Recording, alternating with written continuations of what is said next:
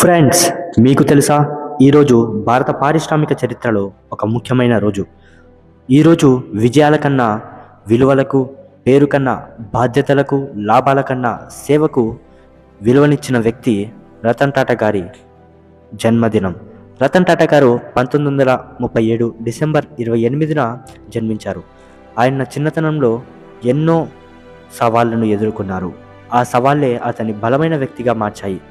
రతన్ టాటా గారు 1991లో Tata groups leadership బాధ్యతలు తీసుకున్న తర్వాత ఒక భారతీయ కంపెనీకి ఇంటర్నేషనల్ స్థాయి గుర్తింపు తీసుకొచ్చారు. రతన్ టాటా గారు ఎన్నో సేవలు చేశారు. Tata Motors, Tata consultancy, Tata steel ఆయన దృష్టికి నిదర్శనాలు.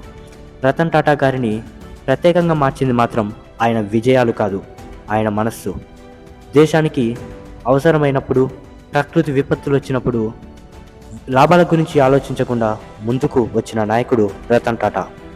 ఆయన మాటల్లో చెప్పాలంటే, వ్యాపారం సమాజానికి ఉపయోగపడనిది అసలు వ్యాపారమే కాదు.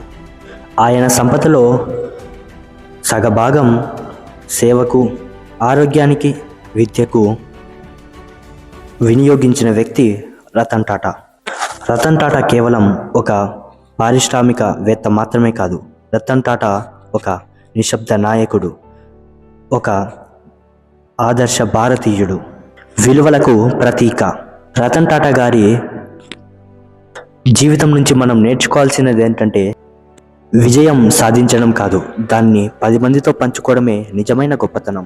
చివరిగా ఈరోజు జన్మదిన సందర్భంగా రతన్ టాటా గారికి మన CLKR క్రియేషన్స్ తరపున happy birthday Ratan Tata sir. ఇలాంటి మరెన్నో ఇన్ఫర్మేషన్ వీడియోస్ కోసం మన ఛానల్ని ఇప్పుడు సబ్స్క్రైబ్ చేసుకొని మీ ఫ్రెండ్స్ అండ్ ఫ్యామిలీ మెంబర్స్తో షేర్ చేస్తారని మనస్ఫూర్తిగా కోరుకుంటున్నాము. మీ అభిప్రాయాన్ని కామెంట్లో చెప్పడం మాత్రం మర్చిపోవద్దు.